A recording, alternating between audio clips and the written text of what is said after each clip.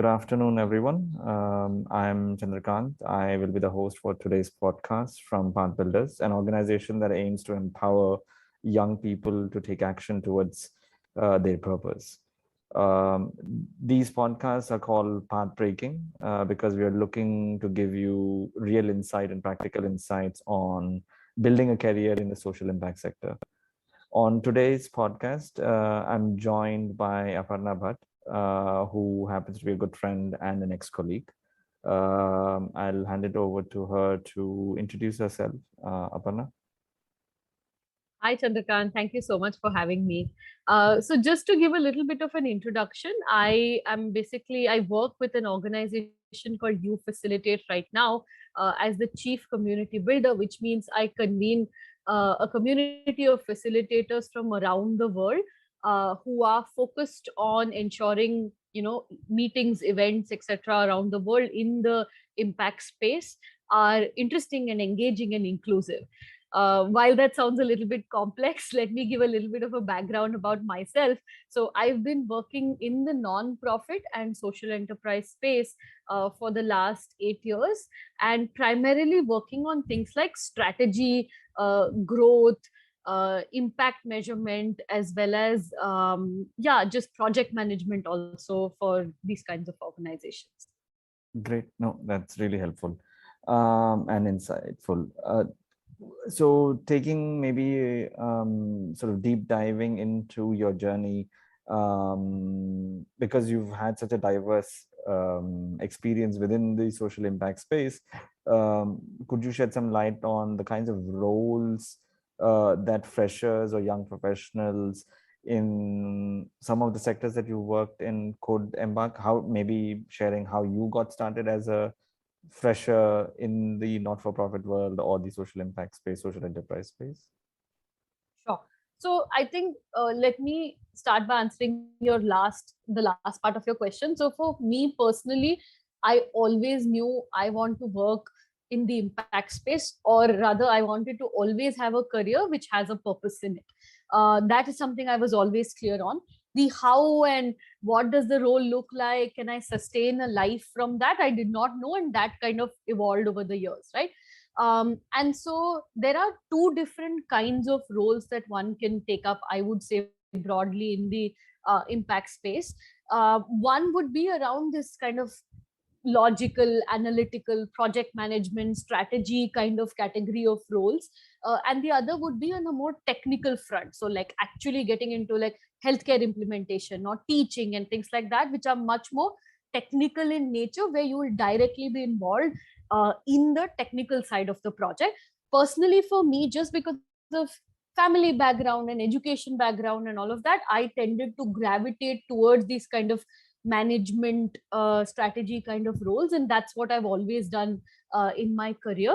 And also because of the kind of work we've done, had and some sort of insights or work in the technical side of things as well, but primarily on the management side of things. The beauty of it has been that it's kind of a bridge between your traditional company, corporate, for-profit methodologies of strategy and management, and implementing it for work that has a purpose, that for work that wants to solve a societal or environmental problem.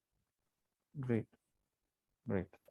And what roles do you see if someone wanted to embark in a similar journey as yourself? What are typical roles that to kickstart you say you've seen, or roles that you started off in? Sure. So I think I'll speak more about the kind of strategy management kind of role. So it'll be things like analyst, things like project coordinator. Those would be the typical entry level kind of roles, and those are the roles that I actually started with. Just to give you an example, my first full-time role involved a project where we were looking for social enterprises from India which worked in different sectors, compiling, getting details about them, doing research about them, compiling a report, creating a methodology to select the kind of best social enterprises and present it to an impact investor. So that kind of project coordination role was one of my first areas of work, and I did that for a while before I got a chance to then lead my own team, move up more to project management and leadership and strategy kind of work. Great. No, I think you've started answering the second, the following question that I was about to ask is, what would you say a typical day would look like in a junior role? What kinds of activities and things? You mentioned research, you mentioned a lot of sort of report writing, maybe, or the initial report writing. Is there other things that you see in a typical day a junior person would do in a role, something like you just described? Sure. I think one of the things to be aware of when you take up a role, even is to ensure that you have a role that is going to give you concrete work. I'm not saying easy work, but just concrete work in the sector where you're actually able to build skills, right? You don't want a very large organization where you are literally organizing a Google Drive or something like that, right? You want something where you're actually directly working on the project, and you want something where you have a manager who's invested in you and who's giving you constant feedback and helping you grow. So I personally was blessed to have that in my first couple of roles. And so aside from the things you mentioned, which is research and report writing and compilation, I would also say like lots of Google Sheets and PPT making and things like that. And most importantly, I would just say coordination with a lot of different people. The very interesting thing about the social sector is you'll have people from different backgrounds, different education types, different ways of working, who come together because they're interested in the kind of work that happens. And so you will have the challenge and the opportunity to interact with all these people, work with them, and kind of achieve the goals of the project. So people management, I would say, is a big part of the role as well, even at an entry level. Okay, so you shared about how the kinds of skill sets one can build, and what you got as a junior person, what you get to do within the spaces that you worked in. Could you share some light on how one could get to figure out whether they want to be a part of this sector? Did you do any internships? Or I know you mentioned earlier in the call that there was, you always had a passion and you wanted to do this, right? But if someone wants to figure out and is still trying to figure out whether they want to be part of this, how could one go about helping them figure that out? Yeah. Sure. So I think, yeah, like you said, for me personally, always working in something to do with purpose or impact was always clear.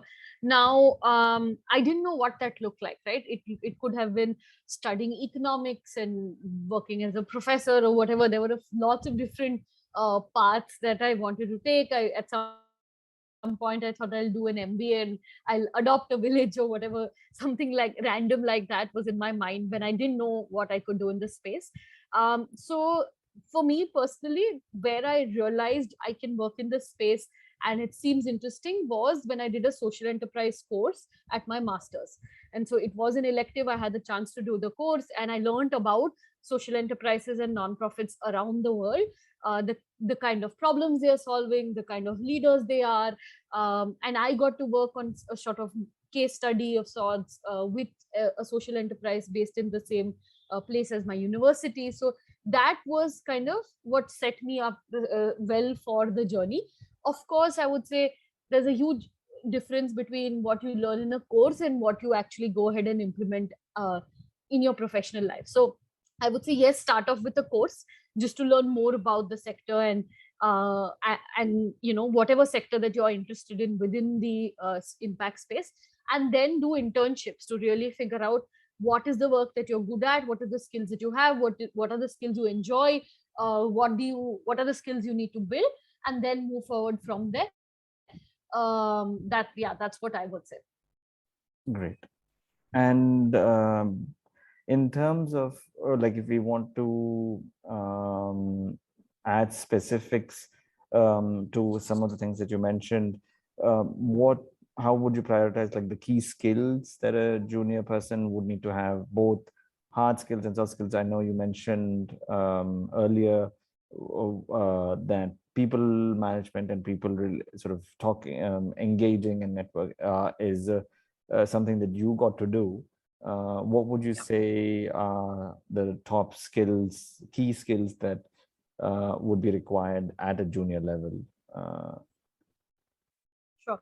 So I would say first is just structured thinking, analytical ability, ability to work with numbers. That's one bucket, I would say. So structured thinking will even mean things like, if you are given a task, knowing to make a project plan, and executing according to it, reporting to your superiors about it, making a presentation about the work that you've done.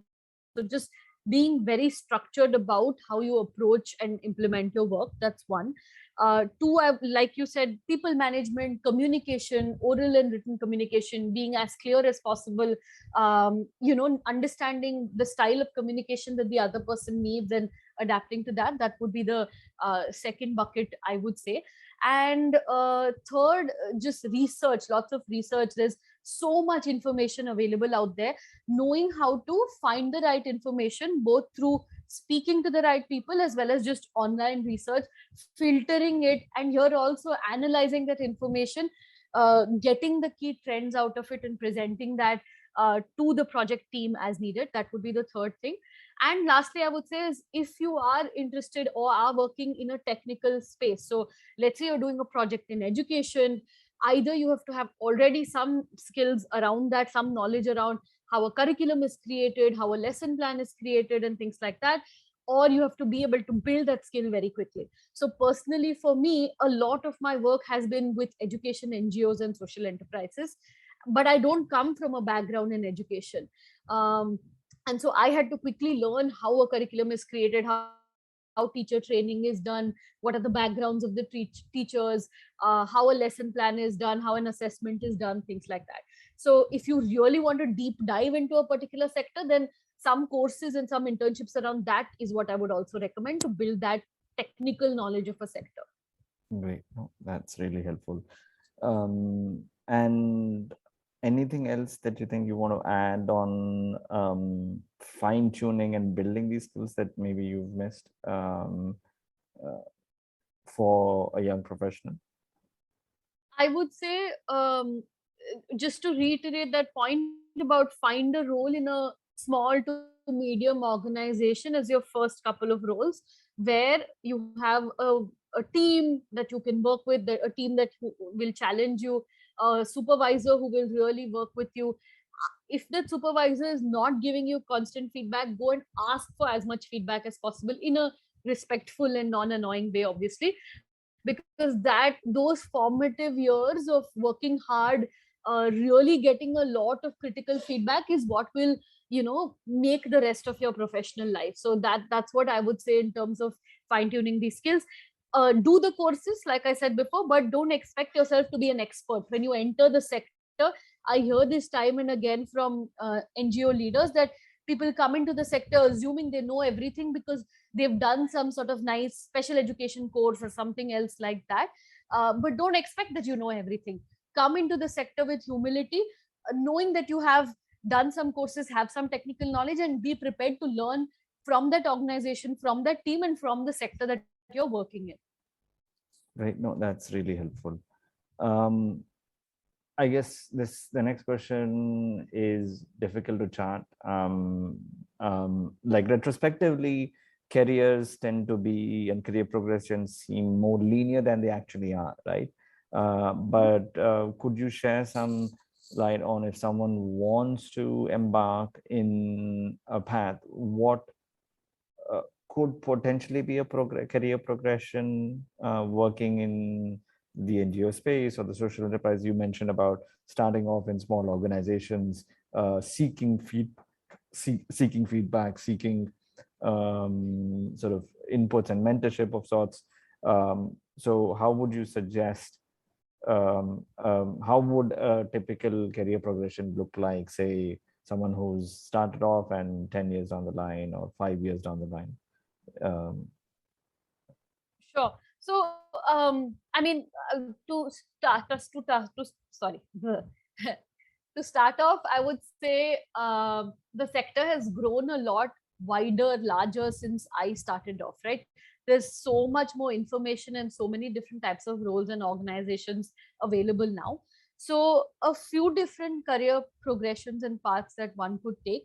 One is if you're in the strategy consulting for the impact space kind of role, then you'll start like at a really analyst and senior analyst, and then, lead and all of that, lead consultant, senior consultant.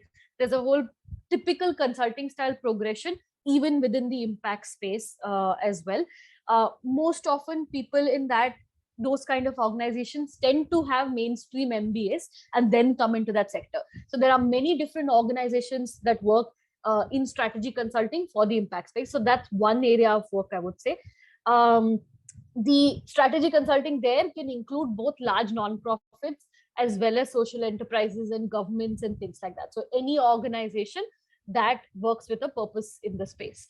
The second progression, I would say, is now this kind of CSR kind of role. So starting as a coordinator in that, and then moving up project manager, project director, something like that in that space. Although I would say within the CSR space in India, even now, there won't be a very long career path with, as in, there's not multiple levels for you to jump up as in the consulting space, just because CSR teams tend to still be small within the context of India, is my understanding of that. The third would be entrepreneurship. So, starting your own program or project, and whether non-profit or for profit with an impact, starting that, and that is your career progression, that is your life, and growing that organization will be what drives you every day.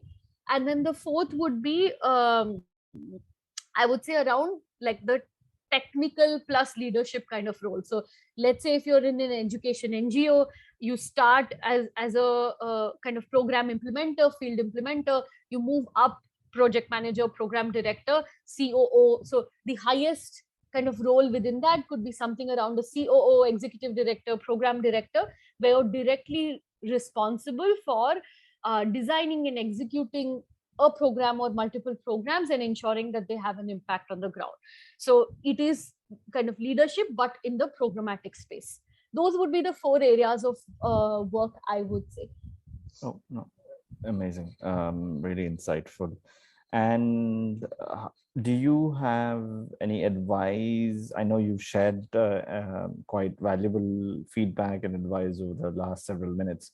Would you want to add to that and share any advice or hack for freshers to get started in their journey in finding a job in this space? In general, the NGO space, the education NGO space, or sort of the broader social impact space? Sure. So I think obviously there is the kind of standard way of looking at job descriptions and writing to people and apply to as many people as you like. Sure, you can do that, but more importantly, I would say think about what is the sector you want to work in specifically. What are the kind of organizations that are doing exciting work in the sector, or the people that you feel inspired by in that particular subsector. And then once you've identified those and you have a clear why as to why you are keen on that sector, then you can approach them through LinkedIn, through contacts or whatever that might be, and directly write to them saying, hey, I'm really interested in working with you because of these reasons. Give me a job. If I don't fit for a job right now, just give me an internship for 3 months, 6 months, then we'll see how it goes from there. So because people really appreciate if you have clarity on why you want to do what you do, and if you approach them and tell them that with the passion that I'm sure people have, right? The other hack I would say is just if you have all these buys and all in place already, go to events. There are lots of social enterprise and non-profit related events. Go to such events, network with people, speak to them, see if they're hiring. Ask them for advice. Everyone loves giving advice. Ask them for advice on how you can enter the sector and the kind of work you can take up. and maintain that relationship and go forward from there. So just to give you an example, one of my roles that I got with an NGO called Atma, I went through the standard interview process where I applied, looking at a job description, and they said I wasn't a fit for the role. But then I was at an event and met with the program manager there. I Because I heard her say she was from Atma, I went and spoke to her, and then immediately they put me back on the interview process, and then I eventually ended up getting that role and really enjoying that role as well. So yeah, have clarity on why you want to do the work, what kind of organizations, what kind of people, and then approach them actively and speak to them about the if you can design a role together for your skill sets and for your interest. That's what I would say. Great. No, this has been immensely helpful and insightful over the last half hour. So thank you, Aparna, for sharing your journey, sharing your experiences and feedback and sort of suggestions on working in the social impact space. Do you have any closing remarks that you want our listeners to take with them? Yeah, in starting their journeys in the social impact space? Yeah, I think just a last few things to say would be, in the beginning, when we start working in the social impact space, we assume that just the passion, just the care for either the people with less resources or the environment around us or whatever is going to push us through in this professional space. But what tends to happen then is you need a lot of resilience, because over time you are going to lose that, or you're going to struggle with still feeling that same kind of passion to solve a problem, because the problems that we are trying to solve in the space are very huge, very complex. You as an individual on this tiny professional journey of ours is not going to solve that problem, neither for your community, nor for the country, nor for the world. So you have to be really resilient in the face of that, and keep finding ways to rekindle that passion, as well as keep thinking about other reasons why you want to stay in the sector as well, beyond just the passion to solve that problem. For example, for me, I found that I went into it with the passion. Like I said, I wanted to adopt a village and always want a career with purpose. But then I stayed because of the people that I met in the sector. It is people who know how to keep the problem first, the beneficiary first, above themselves and their ego, people who are very driven, people who are very interested in the work that they do, people who genuinely care about others around them and about the planet. And so that's what kept me going in the sector, having this kind of a community. And so recognize your reason and understand that for yourself, and to communicate to potential employers as well. That's what would be my closing remarks. Oh, thanks, an immense thank you for your time and for your thoughts. This is really helpful. And yeah, you and everyone, all the listeners, have a good afternoon. That's it from Thank you. Pathbreakers today.